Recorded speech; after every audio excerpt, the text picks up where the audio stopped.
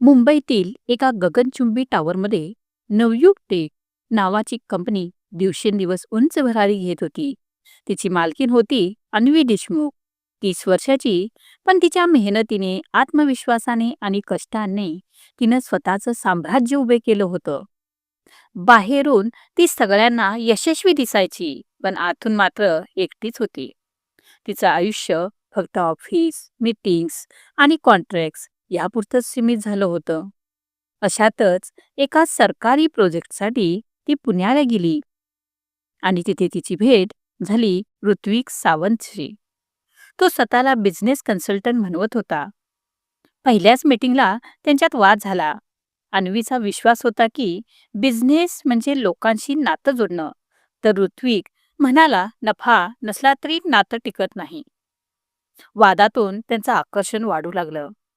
प्रोजेक्टच्या कामामुळे दोघांच्या भेटी वाढल्या. एका पावसाळी संध्याकाळी अन्वीची कार बंद पडली आणि ऋत्विकने तिला घरी सोडलं. त्या प्रवासात साध्या गप्पामधून दोघं न कळत जवळ आले. हळूहळू त्यांच्या गप्पा काळजीवाहू कृती आणि एकमेकांबद्दलची समजूत त्यांना जवळ आणू लागली. अन्वीला पहिल्यांदाच जाणवलं की ती फक्त बिझनेस वुमन नाही, तर एक स्त्री आहे जिला प्रेमाची गरज आहे. पण अचानक ऋत्विकने तिला एक धक्कादायक सत्य सांगितलं. तो फक्त कन्सल्टंट नव्हता, तर सावंत ग्रुपचा सीईओ होता, म्हणजे तिच्या कंपनीचा सर्वात मोठा स्पर्धक. अन्वी हादरली. तिला वाटलं ऋत्विकने तिच्या जवळ येऊन फक्त स्ट्रॅटजी आखली. पण ऋत्विकने कबूल केलं. हो, सुरुवातीला तसंच होतं, पण नंतर माझं मन बदललं. आता मला तुझ्यासोबत आयुष्य जगायचं आहे.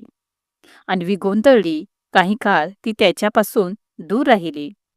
पण जेव्हा सरकारी प्रोजेक्टची अंतिम फेरी आली, तेव्हा अन्वीने सगळ्यांना आश्चर्यचकित करत ऋत्विक सोबत जॉईंट व्हेंचर साईन केलं. त्यानंतर ऋत्विकने तिला प्रपोज केलं आणि अन्वीनेही होकार दिला. लग्नाची वेळ आली, पण नवे अडथळे उभे राहिले. ऋत्विकच्या आईला वाटलं स्वतंत्र बायको म्हणजे घरात कलह. अन्वीच्या कुटुंबालाही शंका, स्पर्धक कंपनीच्या मुलाशी लग्न. मग ऋत्विक आणि अन्वीच्या प्रामाणिक प्रेमाने शेवटी सर्वांचा विरोध हळूहळू मावळला. लग्नानंतर काही महिने सुखात गेले, पण मग सावंत कुटुंबात प्रॉपर्टीचा वाद उभा राहिला. ऋत्विकचा काका म्हणाला, कंपनी ही कौटुंबिक संपत्ती आहे, माझ्या मुलालाही हिस्सा हवा. अन्वी ठामपणे म्हणाली, हक्क नावावर नाही, मेहनतीवर मिळतो. वाद वाढून कोर्टात गेला. मीडियाने अन्वीला लोभी सून म्हणून बदनाम केलं. कोर्टात मात्र अन्वीने सगळे पुरावे मांडले. तिची गुंतवणूक, मिळवलेला आंतरराष्ट्रीय प्रोजेक्ट्स, तिच्या टीमची मेहनत. न्यायाधीशांनी निर्णय दिला, कंपनीचा ताबा ऋत्विक आणि अन्वी यांच्याकडेच राहील. हा निर्णय ऐकून ऋत्विकने अन्वीला मिठीत घेतलं. तू नसतीस तर मी घरही गमावलं असतं आणि प्रेमही. अन्वी हसून म्हणाली, आपण दोघे आहोत, म्हणून जग आपल्या विरुद्ध आलं तरी हरकत नाही. हळूहळू घरातील मतभेदही कमी झाले. ऋत्विकची आई देखील अन्वीच्या कर्तृत्वावर खुश झाली. संयुक्त कंपनी देशभरात यशस्वी झाली आणि त्यांच्या प्रेमकथेने सिद्ध केलं. लग्नानंतर अन्वी आणि ऋत्विकचं आयुष्य हळूहळू स्थिर झालं. सावंत आणि देशमुख या दोन घरांच्या एकत्रीकरणामुळे कंपनीचं साम्राज्य वाढलं. त्यांनी भारताबाहेर पहिलं पाऊल टाकलं. सिंगापूरमध्ये नवा प्रोजेक्ट सुरू केला. तेव्हा अन्वी पहिल्यांदा आई होणार असल्याचं कळलं. ऋत्विकचा आनंद गगनात भिडला. मुलगा झाला. त्याचं नाव ठेवलं आरव. आरवमुळे घरातील वातावरण बदललं. ऋत्विकची आई, जी आधी अन्वी विरोधात होती, आता नातवाच्या प्रेमामुळे अन्वीला आपली सून मानू लागली. काही वर्षे सुखात गेली, पण नवं संकट पुन्हा उभं राहिलं. यावेळी एक परदेश कंपनी स्टॉर्म टेक भारतात आली. त्यांचा मालक अलेक्झांडर ब्राऊन, इंग्रज पण धूर्त व्यापारी. त्याने थेट मीडियासमोर जाहीर केलं, भारतामध्ये बिझनेस करायचा म्हणजे सावंत देशमुख ग्रुपला हरवायलाच हवं आणि मी त्यांना गुडघ्यावर आणणार. ही घोषणा ऐकून सगळ्या बिझनेस वर्तुळात खळबळ उडाली. ऋत्विक थोडा चिडला, पण अन्वीने त्याला थांबवलं. त्यांच्याशी भांडून नाही, तर डोकं वापरून लढायचं. ही केवळ बिझनेसची नाही, आपल्या प्रतिष्ठेची लढाई आहे. दरम्यान अलेक्झांडरने सावंत कुटुंबातला असमाधी सदस्य ऋत्विकचा काका श्रीकांत याला हाताशी धरलं. तुला हिस्सा हवा होता ना, मी तुला डब्बल देतो. फक्त माझ्यासाठी आतली माहिती पुरवत जा.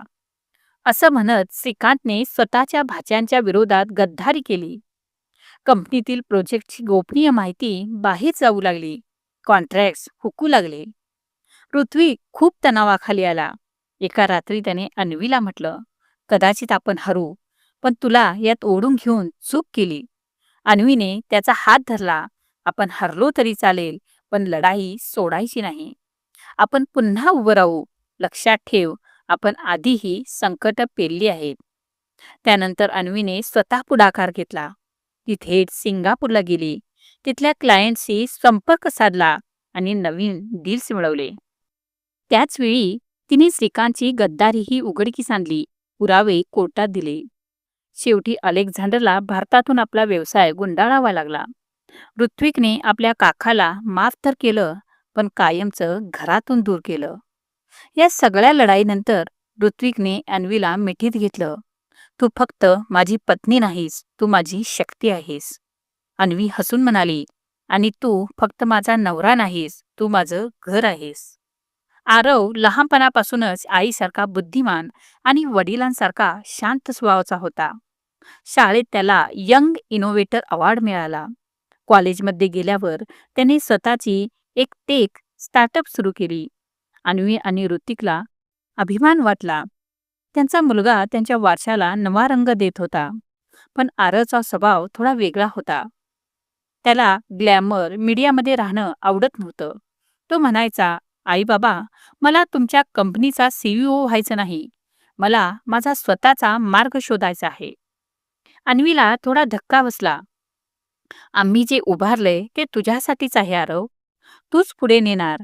ऋत्विक मात्र शांतपणे म्हणाला, आपल्या मुलाला आपला वारसा स्वीकारायचा की नाही हा त्याचा निर्णय आहे, जबरदस्ती नको.